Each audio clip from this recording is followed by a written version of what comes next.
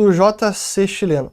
Chegou a desacreditar do Bitcoin em algum momento? Te acompanho desde 2017. Pois essa é uma ótima pergunta e claro que sim.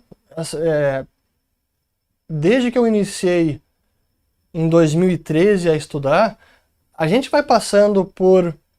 Primeiro, o início é realmente, como eu já falei em alguns momentos, parece uma... Quando dá aquele clique no cérebro, é a pílula vermelha e você entende de fato como funciona o sistema e as implicações que ele tem, cara, é de cair da cadeira. Para mim foi de arrepiar, quase como uma revelação. Foi uma sensação fantástica e eu lembro como se fosse hoje quando isso aconteceu lá no início de 2013. Agora a gente vai estudando, vai evoluindo, vai testando também a nossa convicção, com ceticismo vai questionando o tempo inteiro, e eu questionei muito, especialmente lá no início, e sigo questionando sempre. Mas eu diria que o meu teste principal em termos de convicção foi em 2017, naquela guerra civil do Bitcoin. Até esses dias alguém me perguntou sobre falar dessa guerra civil que houve naquele ano, onde a rede em si, a comunidade, a indústria, os principais players, investidores de venture capital, mineradores, exchanges, investidores conhecidos, fundos, que mais? Empresas de software de carteira, enfim, desenvolvedores.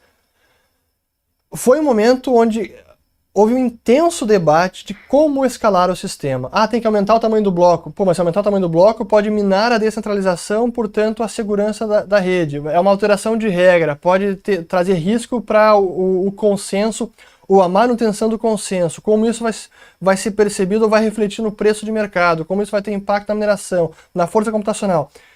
Foi nesse ano que eu comecei a entender com detalhe toda a governança do Bitcoin, que papel cada um dos participantes da rede tem no futuro do sistema e na segurança do sistema e na manutenção do consenso, como se dá o processo de atualização de um software que é código-fonte aberto, como se mantém de forma colaborativa um projeto open source. Tudo isso para mim foi uma imersão intensa em 2017, e quando eu finalmente entendi o jogo de força, e que eu concluí, sem ter certeza, mas foi a minha conclusão, isso depois de agosto de 17, um pouco antes até, que aqueles que estavam promovendo a ideia de tem que aumentar o tamanho do bloco e vamos forçar os usuários e os mineradores e os desenvolvedores aí nessa direção, eu concluí que isso não era possível e que cedo ou tarde essa facção, por assim dizer, que era o grupo chamado de SegWit2x, SegWit 2x, eu concluí que isso não ia adiante, por mais que houvesse comprometimento de mineradores, e na época era mais de 70% da força computacional que estava comprometida, e fizeram até um acordo assinado, foi chamado o Acordo de Nova York, isso foi em maio de 2017, mineradores, exchanges, alguns poucos desenvolvedores, a maioria não era a favor,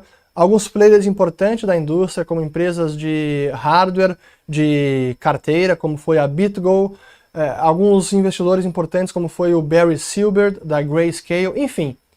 Digamos que o PIB dentro da rede, envolvido nesse sistema, estava apoiando essa forma. E eu concluí que, apesar disso, não era suficiente para forçar uma mudança à revelia dos demais usuários. E aí chegou no fim do ano, foi novembro de 2017, e essa facção jogou a toalha e disse: a gente não vai adiante porque não conseguimos angariar consenso e temos receio de que isso possa causar uma ruptura maior na rede, portanto, SegWit2x está cancelado.